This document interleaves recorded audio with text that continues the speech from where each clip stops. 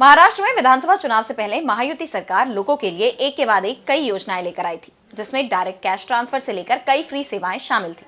लेकिन चुनाव जीतने के बाद अब सरकार उन योजनाओं को या तो बंद कर रही है या इतनी शर्तें लगा रही है कि योजना का फायदा उठाने वालों की संख्या को सीमित कर दिया जाए। और अब महाराष्ट्र सरकार एक और बड़ी योजना बंद करने जा रही है। देखिए ये रिपोर्ट। महाराष्ट्र विधानसभा चुनाव से पहले महायुति सरकार ने योजनाओं की बौछार कर दी थी, लेकिन चुनाव जीतने के बाद अब एक के बाद एक योजनाएं बंद की जा रही हैं। लड़की बहन योजना के लाभार्थियों की संख्या कम करने के लिए कई शर्तें जोड़ी जा रही हैं और अब एसटी बसों में महिलाओं और बुजुर्गों को दी जाने वाली छूट रद्द करने पर चर्चा शुरू हो गई है। राज्य के परिवहन मंत्री प्रताप सरनाइक ने कहा कि इस योजना से एसटी को घाटा हो रहा है। उन्होंने कहा कि एसटी निगम की सभी बसों पर छूट दी गई।